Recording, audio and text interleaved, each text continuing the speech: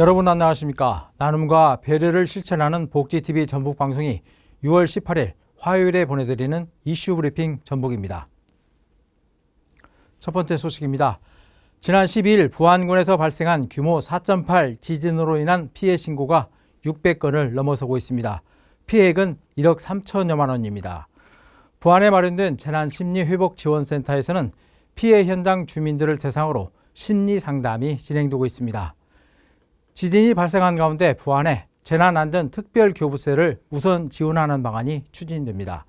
정부와 여당은 고위급 협의회를 열어 부안에 조속한 지원이 필요하다는 데 공감하고 피해 조사와 복구, 재정 지원 등을 최대한 신속하게 추진하기로 했습니다. 앞서 전북자치도는 부안을 찾은 행안부 장관에게 특별교부세 50억 원 지원을 요청한 바 있습니다. 의료계가 오늘 집단 휴진을 예고한 가운데 전북에서는 43곳의 병의원이 휴진을 신고한 것으로 집계됐습니다.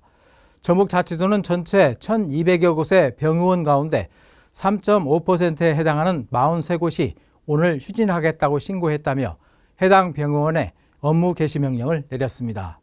전북대병원과 원광대병원의 경우 응급실과 중환자실은 정상적으로 운영되지만 70%에 가까운 교수들이 오늘 하루 의뢰 진료와 수술을 하지 않기로 한 것으로 알려졌습니다. 전주시가 장애인과 비장애인이 함께 운동을 즐길 수 있는 체육관 건립에 속도를 내고 있습니다. 전주시는 최근 평화이동 일대에 설립 예정인 남북권 반다비 체육센터 설계 공모작을 선정하고 기본 설계와 실시 설계에 착수할 계획입니다. 해당 센터는 6레인 규모의 수영장과 게이트볼장, 농구와 배구 경기장으로 구성된 다목적 체육관으로 국비와 시비 140억 원이 투입돼 내년 하반기 첫 삽을 뜰 예정입니다. 익산시의 백제 왕도 문화유적 활용을 위한 기반이 올 하반기 준공을 앞두고 있어 대규모 관광객 유치에 큰 역할을 할 것으로 기대됩니다. 총 공사비 122억 원이 투입된 탐방 거점센터가 문을 열게 되면 핵심 유적 전시 홍보관과 체험 공간 등 복화 문화 공간이 관광객을 맞이하게 됩니다. 올 8월 준공 초읽기에 들어간 센터는 앞으로 세계유산 문화도시 익산의 대표적인 관광 거점이 될 것으로 기대됩니다. 전북 최대 신라 고분군으로 알려진 장수군 춘송리 무덤군에 대한 관심이 높아지면서 전국의 전문가들이 찾고 있습니다.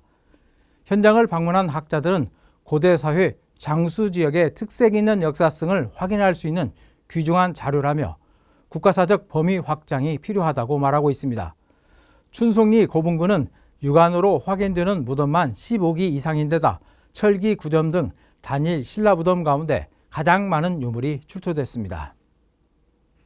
내년에 운영에 들어가는 남원시 공공산후조리원의 이용 홍보와 정부 교류를 위해 남원시 보건소를 비롯해 지리산권 7개 보건의료기관이 업무 협약을 맺었습니다. 전남과 경남 각각 2곳의 보건기관이 포함된 협의체는 지리산 권역에 최초로 설립되는 산후조리원으로 출산 환경 분위기 조성에 상호 노력하기로 했습니다. 남원시 고죽동에 들어서는 산후공공조리원은 산모실 13실 규모로 설계가 완료됐으며 임산부의 산전산후 건강관리를 책임지게 됩니다.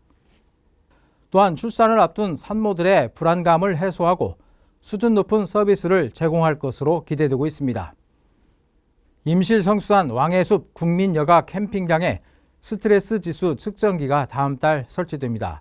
측정기는 숲속 캠핑 같은 산림치유 프로그램의 전과 후의 스트레스 지수를 확인해 산림치유 효과를 과학적으로 검증할 수 있게 됩니다. 직영 번호판 제작소의 적자로 전주시가 하반기부터 자동차 번호판 발급 수수료를 인상합니다.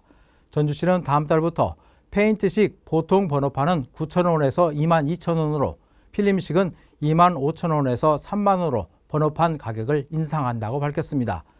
전주시는 타 시군의 수수료와 비교하면 여전히 저렴하다며 그동안 수수료 격차로 전주시로의 등록 민원이 집중됐다는 입장입니다.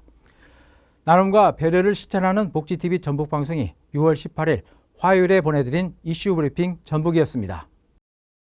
이 방송은 환자중심병원 전주 대자인병원과 JB 미디어그룹 지원으로 제작됐습니다.